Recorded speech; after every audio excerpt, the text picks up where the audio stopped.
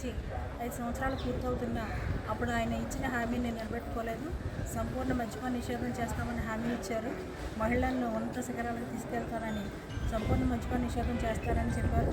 కానీ ఆయన ఇంతవరకు ఆ హామీ నెరవేర్చకపోగా ఆయన మళ్ళీ కొన్ని ప్రత్యేకమైన బ్రాండ్లతో అత్యధికమైన మద్యాన్ని విస్తరింపజేస్తున్నారు. రాష్ట్రమంతా 5 స్టార్ హోటల్కే పరిమితం చేస్తానన్న హామీని విస్మరించి ఆయన ఇంకా మద్యాన్ని ఎక్కువగా ఏర్లే పారేస్తున్నారు.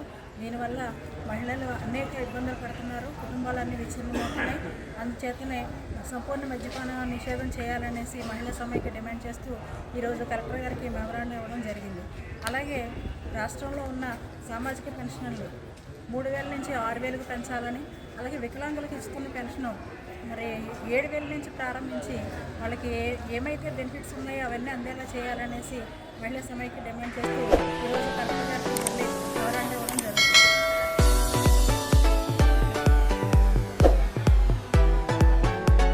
ఆంధ్రప్రదేశ్ మహిళా సమైక్య రాష్ట్ర సంఘం పిలుపు మేరకు ఈరోజు కలెక్టర్ ఆఫీస్ దగ్గర మెమరాండం ఇవ్వడం జరిగింది.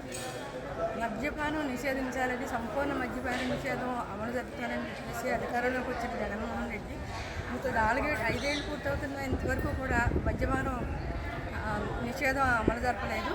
దాని మీద మేము మెమరాండం ఇవ్వడం జరిగింది. ఎన్నో కుటుంబాలు ఈ మద్యం వలని వీధి పాలవుతున్నాయి, ఎంతోమంది అనారోగ్యానికి పాలవుతున్నారు.